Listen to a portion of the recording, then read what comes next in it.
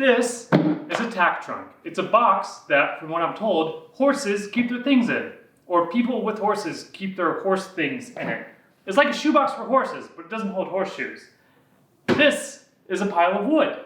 I'm going to try and turn this pile of wood into one of these. Also, I'm not good with measurements. I've never made anything that actually has to look good before. Yeah, this should be fun.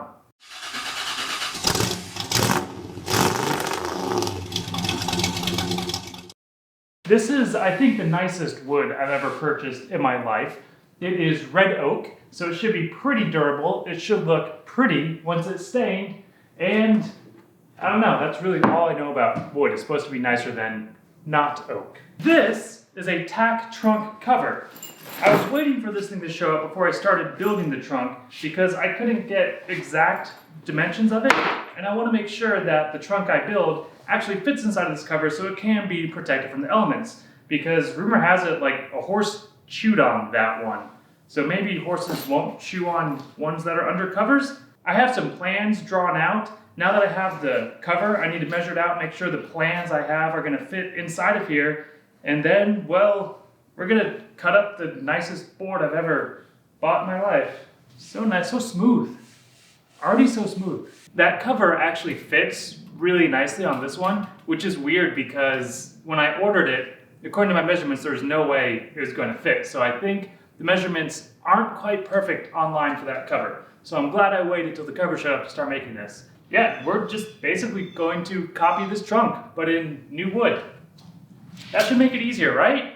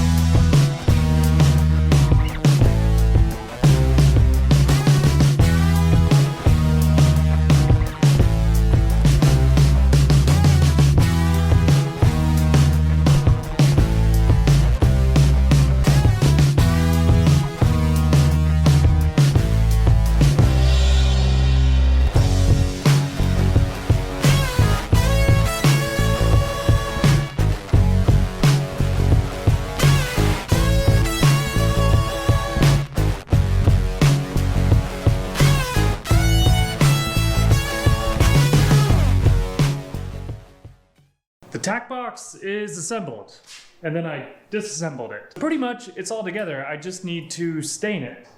Basically, I built a box out of the nice hardwood plywood, trimmed it out with even more nice hardwood. One thing I learned is this stuff is a lot harder to cut. I actually have a nice new sharp finish blade on my miter saw and a nice new sharp finish blade on my tiny little table saw. And ripping some of these boards down, I ripped this board down so it was the same width as the top when it's on there, and I thought that saw was gonna die. It was getting smoky in here, and well, I guess this blade's not sharp anymore. On the inside of my box, I used pocket screws for everything. I didn't want to have finish nails poking through my finish. I did use finish nails on this trim right here and filled in those nails with a tiny little bit of,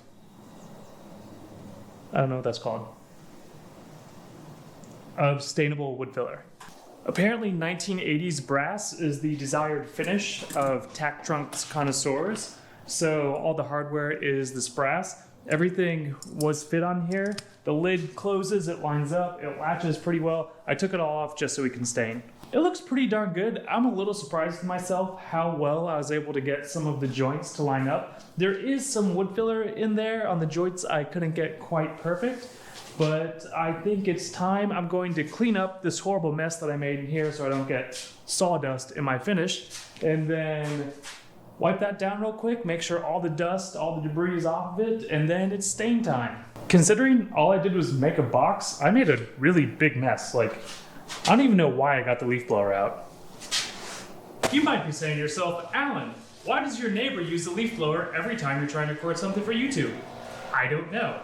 You might also be saying to yourself, Alan, that's metal. That's not going in the trunk, is it? No, it's going under the trunk. So in all of my Tack Trunk research, I've seen a lot of pictures where people have their Tack Trunks up on these wimpy little metal frames or just up on some 4x4s. That's not gonna cut it. I've got some tube steel left over from some sort of project, I can't remember which one, and I'm gonna build a nice beefy stand for the Tack Trunk to sit on in the barn so it doesn't, get a nasty rotten bottom like the last one did. Say no to rotten bottoms.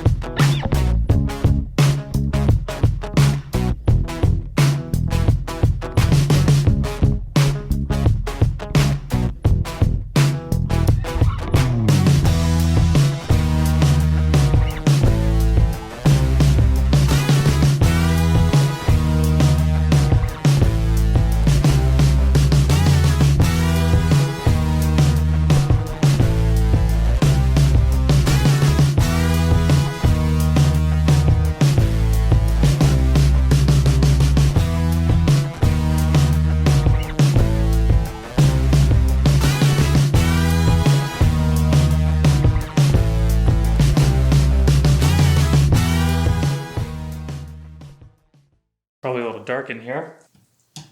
Oh, turn that light on. It's been about a week since I finished the Tack Trunk, and the holidays have come, so it's been given as a gift. And look, it's still here in the living room. I think that means I did a good job, right? Because someone doesn't want to take it to the barn, they want to keep it here so they can see it every day. I think that's a good sign.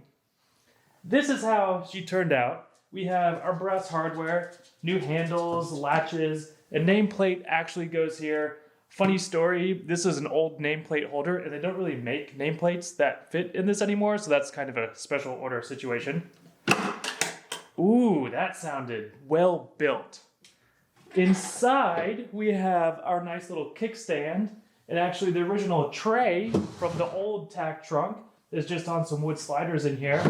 And there's also a chia pet in there. Huh. I guess it's a chia trunk. Overall, the Tack Trunk was received pretty well. In fact, when it was given as a gift, it made it quickly onto Instagram, which we all know is the best and highest honor of them all. I think we are going to stain it a little bit darker color. The wood just didn't take the stain as well as I thought it would. But other than that, yeah, she's ready to go out to the horse garage. Barn. Yeah, we'll call it a barn. I mean, if it stays in the living room, that's fine with me. It actually makes a really comfortable ottoman. That's it for now. I hope you enjoyed this departure from automotive nonsense to look at some woodworking nonsense. If you like what you see, leave a comment. If you hate what you see, also leave a comment. Those are sometimes the best. And until next time, don't forget, I guess you can keep your horse in the living room if there's a trunk for it. For all my hard work, I think I earned myself a protein shake. We'll do a golden rye protein shake.